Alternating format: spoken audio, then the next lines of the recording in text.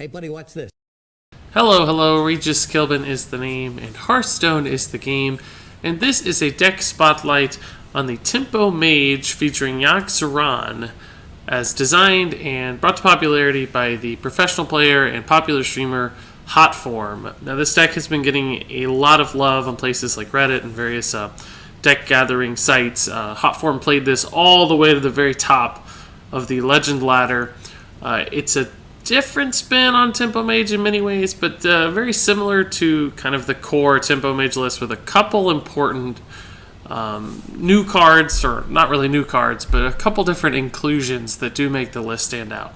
So the goal with this deck, like most Tempo Mages, is to get out early, really leverage high tempo spells to contest the board, which means you allow your minions to stick to the board while dealing with your opponent's stuff with free spell casts, reduced cost things, really cheap and efficient removal, boosts from cards like Flame Waker to do additional damage, all that stuff allowing you to essentially kind of steamroll the board early, gain a huge advantage, and then you have late game damage with cards like Fireball and Frostbolt, late game card draw thanks to Azure Drake and Arcane Intellect and even Acolyte of Pain in this list. And then finally, if all that fails, you do also have Yogg as kind of a last-ditch effort to either help you stabilize, regain control of the board, or perhaps sometimes even win you the game outright. So this is a very early game-oriented Tempo Mage. You'll notice the mana curve here is very low. It's all 1s, 2s, and 3s, and it trails off very quickly as you get into the mid-game. But it does have a lot of card draw. There's the normal Arcane Intellect and Azure Drake card draw, which you expect to see that. But this deck adds in the Acolyte of Pain, so this is one of the unusual additions that you don't traditionally see in Tempo Mage. So Acolyte of Pain, as you know, is pretty good with Mage because you can ping it yourself for both instant card draw plus just as a body on the board.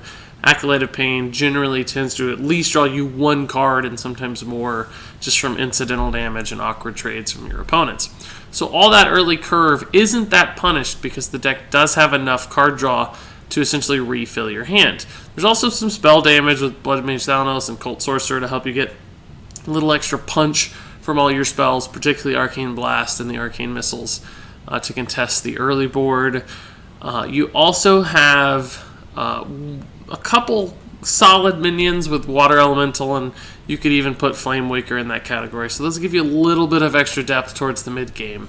But this deck is a deck which you really do need to have an aggressive start to really push the board early and then try to find ways to actually kill your opponent, because you can't contest forever with this deck. Even with all that card draw, you will eventually run low on resources and your cards just won't hit hard enough or contest the board strongly enough to win really long, drawn-out games. So you have to kind of play this quickly, hope that you maybe get a Yogg to win those games that do run long, but otherwise just play aggressively and fast and really try to push for your advantages. So Acolyte of Pain and Yogg are really the standout cards here.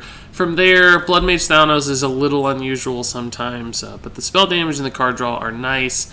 You've also got Mirror Image run twice, which is not that common. It does show up a lot, but I at least don't prefer to run mirror images typically. But they do help protect a lot of these assets, and there's a lot of weapon decks out there too right now, both Hunter, Shaman, and Warrior. So those can slow down all those classes and help you keep up early.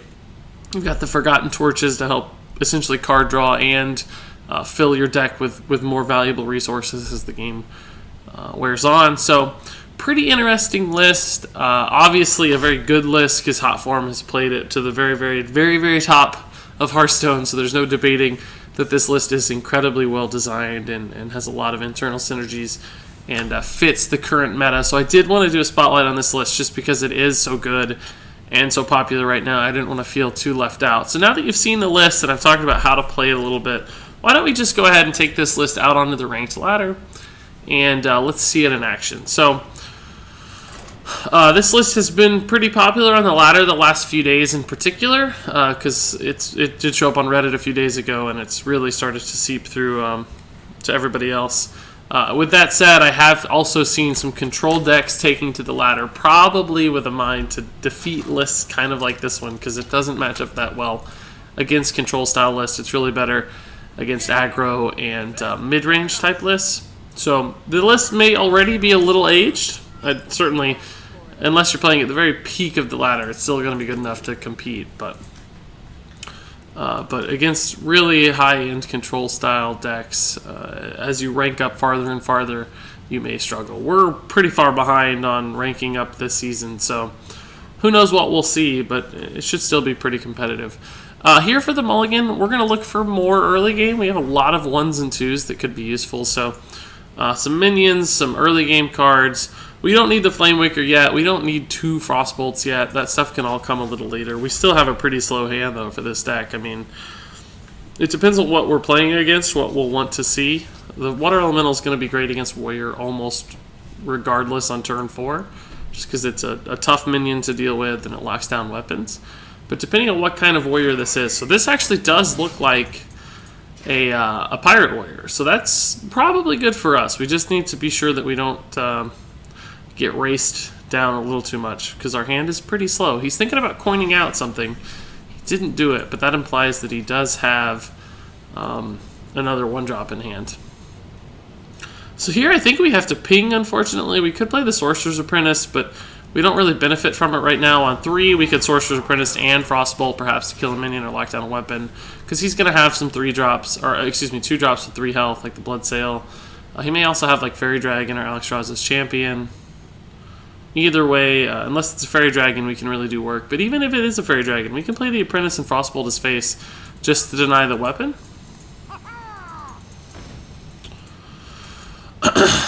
That's probably, I don't know, this is an awkward scenario. We're just really slow here. Arcane Missiles is quite good, though. We can even Sorcerer's Apprentice, Arcane Missiles, and Frostbolt his face to protect our Sorcerer's Apprentice, which would allow us to do stuff like ping and Forgotten Torch next turn. And I don't think there's any reason to wait. I think we need to start contesting here. Oh, thank God one of those hit. Otherwise, we would have had a Frostbolt the 2-1, which would have let the weapon clear our minion. But as it stands right now, we've kind of put him in an awkward spot, because he can't use this weapon. He can't equip a new one very effectively, because he's already buffed this one. He may play the 3-drop 3-4, but we can deal with that really easily with Forgotten Torch ping. I can also play Mortal Strike on our 3-2. That's fine. We'll play our Water Elemental here as a 4-drop. Since we do have the board, this is a great turn to play this.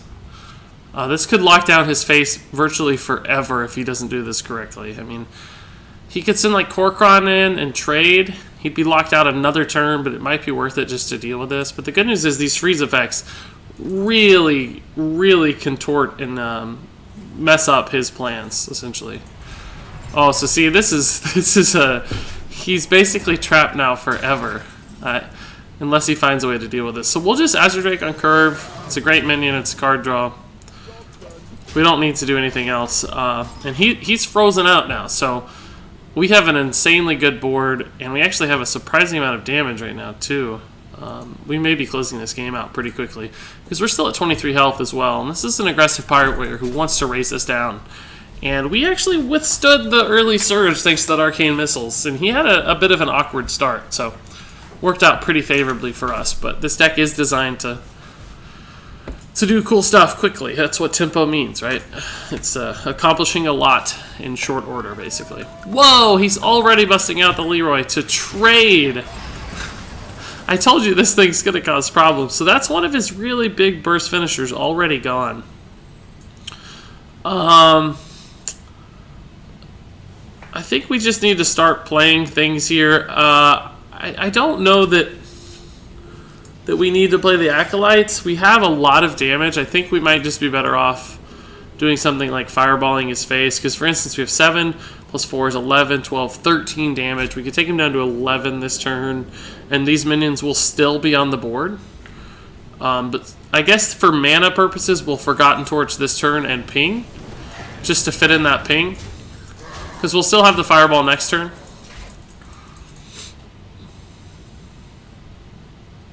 We could also get the Roaring Torch, for instance. So the quicker you play your Forgotten Torch, the more likely you are to draw that burst from the Roaring Torch. I think we're just in a great spot. He just has trouble dealing with this stuff. He's not running Brawl. If he has an Execute, it's It's unlikely that he does, but if he does, it's still not that good. So we're not going to have lethal yet. We have 9 damage, it looks like. So we actually will play an Acolyte this turn. We'll still Fireball face, just to put ourselves in a position to win and use that mana. Because, you know, we could have pinged our Acolyte. We could have played another Acolyte. But he's so low right now that he still has to, like, trade into this Acolyte for him, just to remove damage, probably. He's going to armor up, and if we don't get more damage out, it's going to be hard to race him down with our pings, so we'll need to draw something, but that, for instance, that is going to do it, so that'll be just fine. Looks like that's going to be game. We have 4 or 6, yep. Oh, that will doubly do it, so...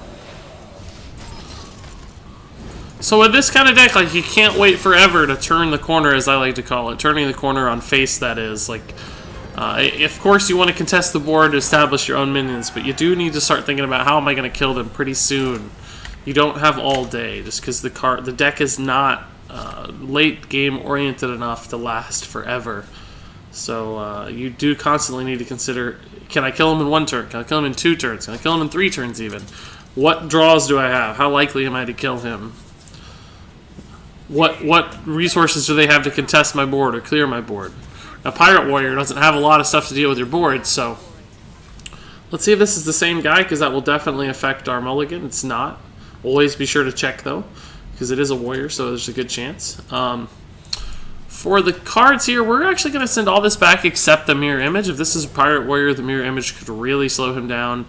Man, this is not a great early hand. We're looking for Mana Worm, primarily, is your best mulligan option. Mana Worm, Arcane Missiles, Mirror Image, that stuff is always your best start. Man, this is a slow hand. Really slow. We won't cast the Mirror Image here just because we have the mana, because we don't know. It might be better later. Right now, it's not useful. If he plays a weapon or shows that he's a Pirate Warrior, it could just be a heal. But it looks like he's control, so we might have to save this for a more advantageous use of it. So this is like the worst hand. We don't have any of our early proactive stuff. Like no Mana Worms, we don't even have Flame Wakers, we have the coin Water Elemental is going to be fine, and I'm going to do it just to get a body out. I know it's a little awkward to coin when we don't really have another 4-drop to follow, but we do have like Mirror Image, Forgotten Torch, so we have ways to play 4 mana here, or Fireballs, of course. It's actually going to execute this already. So this looks like Tempo Warrior could still perhaps be a little more control-oriented, because he got off to a pretty slow start for a Tempo Warrior. I think we'll just Forgotten Torch this.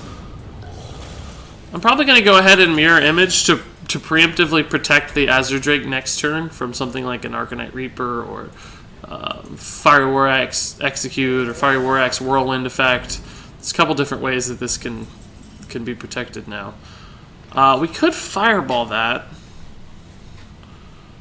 Arcane Blast Ping doesn't do it. If I had the mana, I could easily Azure Drake Arcane Blast. But I think we'll just play our Azure Drake for now.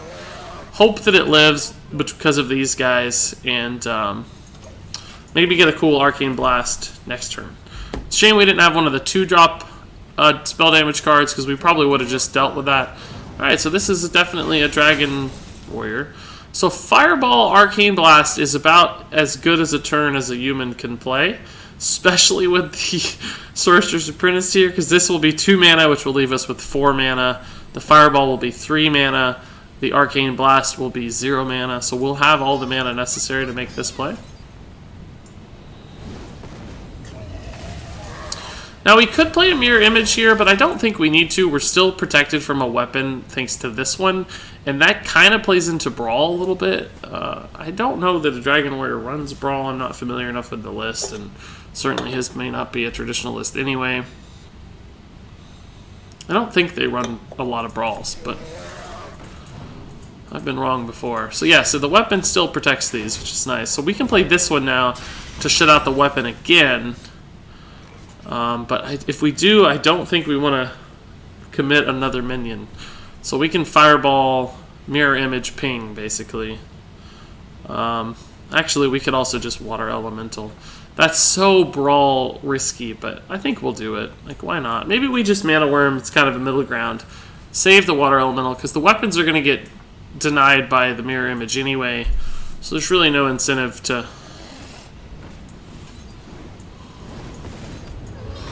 No incentive to get the Water Lily out just yet. This is still a good use of our mana, and since we knew we were casting spells, the Mana Worm is practically well, it is doing as much damage as the Water Elemental would have anyway. So this helps us save some resources and still presents a pretty aggressive board state. So this was 7, 10 damage. Any spell makes it 11 damage. Okay. So our mirror images have basically denied a full weapon, which is nice. Arcana likes a good draw, because we have the mana to do something with whatever we get. Could make a huge difference. I think we'll probably just ping Water Elemental. We don't really have a spell. We'll kill the Armor Smith first. This is probably going to get executed, I bet. We'll also kill this.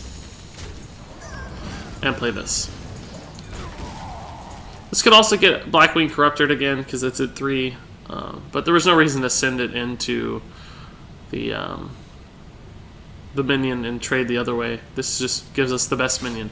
So yeah, the mirror images, as you can see, and as I mentioned, are doing work against weapon classes. We've wasted 3 charges of Fiery War Axe, killing 0 2s. So it's basically saving these guys. It looks like he's going to play another big guy. So it did eat the execute, as we expected. We haven't gotten any spells. So I'm going to ping this. Looking for a spell. Unfortunately, I had to waste the ping, so man. I'm going to play this again.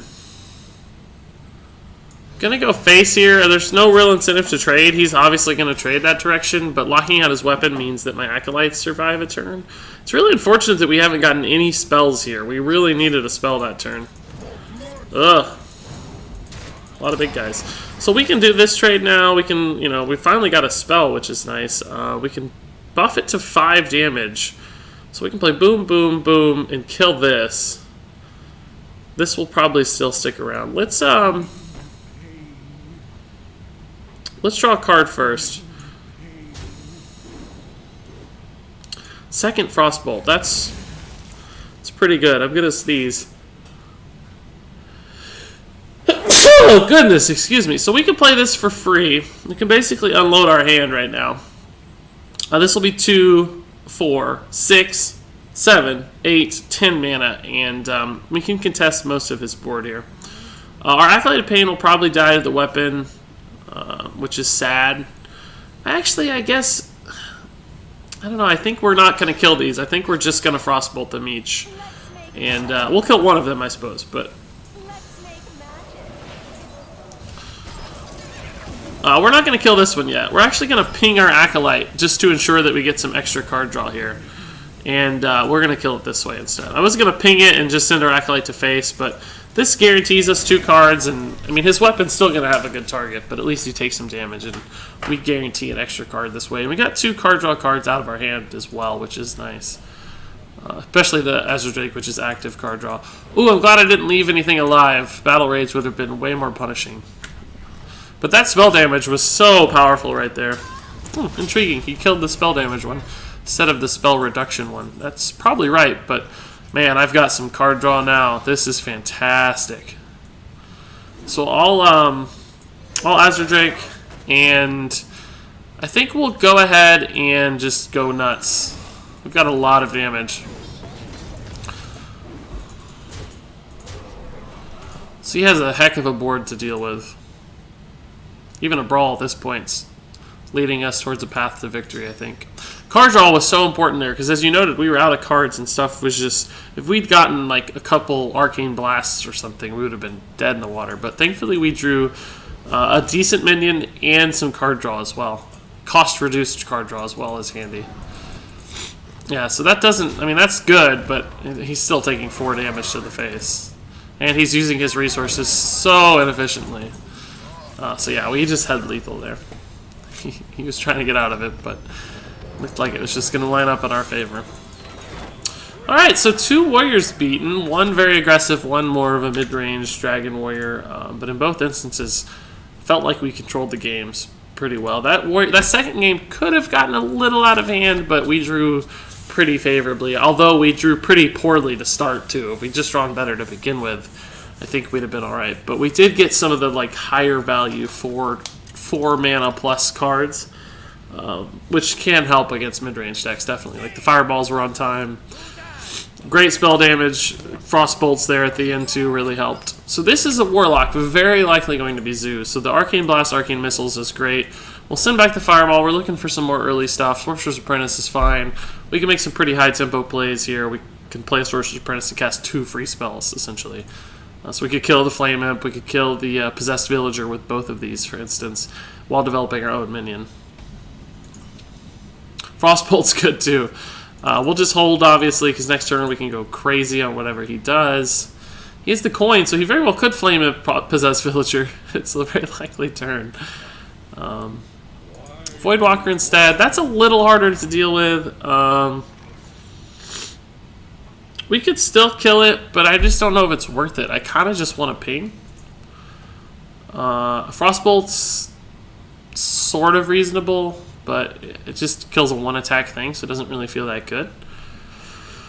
If I ping it, it sets up an Arcane Blast clear next turn, or maybe Arcane Missiles. Plus, this is a pretty nasty turn if we save it till turn 5, or even Flame Waker Arcane Missiles can be good, or Flame Waker Arcane Blast. So I think I'm just going to hold my resources. That's going to be a Councilman. That is a little scarier. We can Apprentice Frostbolt Arcane Blast to kill it, and I think that's worthwhile. It's just so scary that killing it now is super advantageous. If I knew for sure that Arcane Missiles was going to kill this, I would do it, because it makes Direwolf Alpha trades too good, but I don't know for sure. In fact, the odds are that it won't kill it. It's unlikely to kill it. And doing 1 damage to it doesn't help me at all. So I think I'm going to hold the Arcane Missiles for sure to get value with the Flame Waker, because this is a 5 damage ping fest next turn. Big Knife Juggler there. Okay, so this is definitely going to happen. I got to kill the Knife Juggler. Whatever happens with the Possessed Villager is fine. I would have preferred to kill some of it, obviously, but he may have to use Power Overwhelming to trade up here. Oh, he doesn't have it. That's fantastic. Arcane Missiles is going to have a heyday here. Shoot, let's just do this too. We can even ping to follow up as needed. This is, of course, where Tempo Mage is at its best. Alright, so that was a fine outcome, obviously. We even have the Azure Drake here to refill our hand and play another big minion. So we're in a fantastic spot. For 5 drops, I mean, he can play some good stuff, of course, but our start has been stellar. He's even kind of getting low health, so... Oh, the Soulfire. You discarded the Direwolf. Forbidden Ritual. That's not that good at this point. I love clearing the board against Zoo, and I could honestly do it and play the Acolyte and even Azure Drake ping next turn. I think we're going to even. Just because killing the board is so valuable against Zoo that it's worth giving up just a little bit here. Because the Acolyte can still kill a lot of stuff that Zoo plays, or at least contest it. I can ping the Acolyte as well if needed. What? I clicked through so fast I didn't even see what that was. Mortal Coil, okay. So this is definitely kind of an alternate Zoo. It's got Soulfires and Mortal Coils. Seems bursty. He's probably sitting on Leroy Power Overwhelming right now, and that's why he's not playing a lot.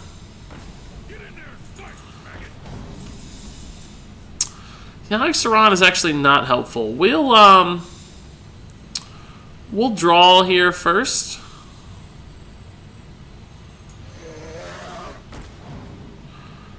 Frostbolt on the Wolf is pretty good because it sets up the double draw here from the Acolyte. So, pretty good draw. Anything that killed the Wolf is going to be very friendly to us. Yogg Saron's actually not that helpful when we're this far ahead. Yogg Saron's much better when you're a little bit behind. So I'm not thrilled about that. Oh, that's a lot of damage to take. He took 5 damage this turn. Jeez. Okay, so I was going to trade ping, but that got a little worse with the defender. So let's see what we get off the Azure Drake. A Forgotten Torch would be pretty good. Mana Worm's not very helpful. I can trade this way, but it may end up meaning that I just waste this minion. I don't know. There's pretty good odds we draw something good. So if we drew, I think we've already used our Arcane Blast, but like Arcane Missiles would be good. Forgotten Torch would be good. I think I'm going to take the risk. Fireball's not it. Yeah, so we kind of wasted that there, but I don't really mind too much. I think it was worth the risk. If we could have preserved our Azure Drake, it would have been so valuable because we could have killed this too. So there were quite a few draws that gave us a good spot there. Oh, that's fine. That's most of his burst combo, it looks like. That could be good for us with an Acolyte of Pain out on the board. We are close to lethal. We have 7, 8.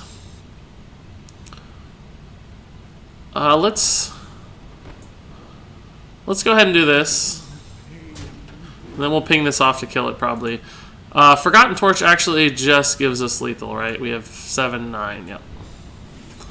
Wait, right? 9, 10. That's what I mean. And 7 mana. 9 mana, yeah, we've got it. Cool! Pretty fun and easy win there, I gotta be honest. We drew nicely. As you can see, this deck steamrolls. When it draws well, it's hard to lose.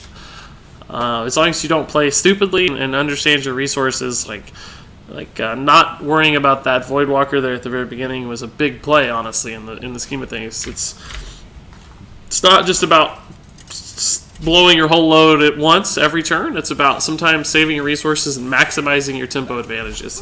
So I don't think this is the same guy because it's a golden portrait, but it's probably still going to be a zoo this turn. We will keep these 2 minions just because they are very good early and have big bodies, but we need some spells to make the Mana Worm work. The Apprentice is fine too. If we draw like an Arcane Blast or Arcane Missiles, I'm going to feel pretty good about our spot. Yogg is not it. That's not a good draw, but we're still okay. Depends on what he plays here, and whether or not we can get a spell to activate the Mana Worm. He may not even be a zoo deck if he didn't play anything. I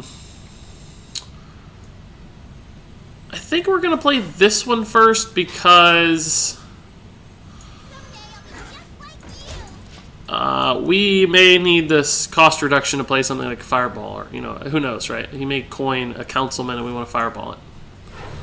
We don't have Fireball, but... Oh, so it's Cthulhu Warlock. That's not a deck you see every day. I actually don't know what to expect here. I'm going to be totally frank with you. I'm going to make this trade, and I'm actually going to play the Blood Mage. Not because I think it's better than this, but merely because this is a slower deck, it seems, since it's Cthulhu Warlock, and I care about the card draw, primarily. Okay, so we don't have a way to kill that, and we don't really need to right now. It's fine. So the card draw did pay off, and we didn't waste a minion here. That's nice. We could have loaded the board up a little more if he hadn't played that, but... Ooh, that's scary. The Azure Drake just dies to that pretty much for free, so I think I'm going to play the Water Ellie instead.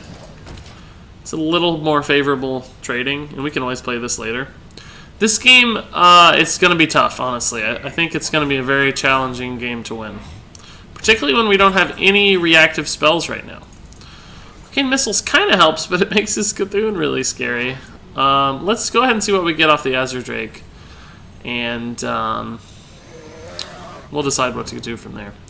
Frostbolt is pretty good, but we can't cast it yet. We could lock this down just to deny trades and look for a Frostbolt play next turn. These will both be frozen through his turn, so We can make a trade and maybe Frostbolt or Arcane Missiles. We'll just have to see. Cult Sorcerer can make Arcane Missiles even better. Shadow Bolt does deny us that. Arcane Blast is pretty good too.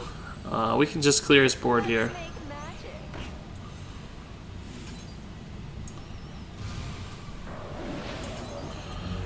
And I don't really know that I want to play anything else. I think I'm just going to ping.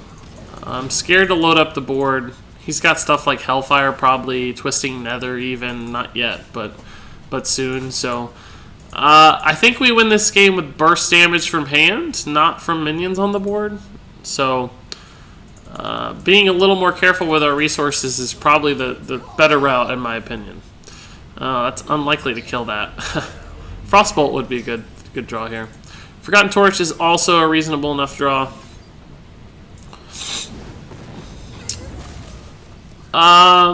Here I think I will play it this time. It's the Twisting Nether turn, but if he's willing to Twisting Nether, oh well. It's 2 minions. We actually have another one to play. I'm casting that spell not necessarily for the damage, although the damage is nice when it's spell damage twice. I'm actually casting it for Yogg Saron, just in case I don't have the mana next turn. And I want to play Yogg on 10. I want to have some more spells out. Because I have a feeling Yogg's going to win this game. That's Twisting Nether. Oh, Demon Wrath. Well, whatever. That's not too scary. So Yogg is going to look like he's a good turn, I think, soon. What are we going to draw? Azure Drake's a great draw. Fantastic draw because it contests the board well. Acolyte Pain's actually fine too. He gets a pretty clean kill on it. But it might deny the kill here. It wastes a little bit of resources and damage. And one card is enough because I think we're going to play Yogg next turn anyway unless something really enticing comes. He might have Reno the way he's tapping, but probably not with all these Cthulhu cards. It's going to be another Earthen Ring to heal. Oh, double. Double Defender of Argus. Wow. Yogg could be great if he clears the board here. We don't have AoE, so... Can we do anything with Frostbolt, Ping, Arcane Blast? We can, but it leaves like 2 minions up. I just don't know that we've casted enough spells for Yogg to actually be good. How many spells have we cast? Part of me thinks we need to like Ping, Frostbolt, Arcane Blast, Sorcerer's Apprentice, and save Yogg for like another couple spells. But I don't know. Our next turn won't be any better. We are at 30, but he's on his Cthulhu turn. How big is Cthulhu? He's not that big yet, so it probably won't kill us. But we don't have a way to deal with Cthulhu. I guess we'll just play the Yogg now and really just hope for the best. Arcane Intellect's fine. Cards are good. Holy Light's not really good. Tracking's not very good. Healing Touch is not good. Worst Yogg ever so far. Yeah, like I said, not enough spells. Yeah, we may have made a goose there. We goosed it. Yogg lived, which is nice, but he's got a super free trade. We did refill our hand, which is good. Oh, he does have Reno, so that was a concern well warranted. Yeah, I think we probably just lose here. I don't see a way to deal with this board very efficiently. I guess, although with the Flamewaker, it's certainly possible. This is 3 mana. Playing this will get us a lot of cost reduction, so also worth it. So we can Fireball Reno, but we can also Fireball this guy. I guess Reno is just objectively better. We definitely Frostbolt the Brand since we got the... Brand's just too scary, right? Like, it's a clean kill. We've got the Arcane Blast here. Hopefully if the math... Oh, this is going to be close, but... Ugh! Come on, Flamewaker, be a bro. Nice. Okay, cool. So we got the full clear. So we're not going to win the game, but we're at least in a decent spot to contest the game. This is a nice little catch-up turn there. It showed off what Flamewaker's really capable of, which Oh man, mind control deck. What world do I live in? Arcane Intellect's actually a great draw. Fireball, Forgotten Torch. I think we have to save these. Like, I don't know. We could just go face with him. He's used all of his healing, I think. They cost 5. It doesn't help us, but we do. Let's just start going face and see what happens.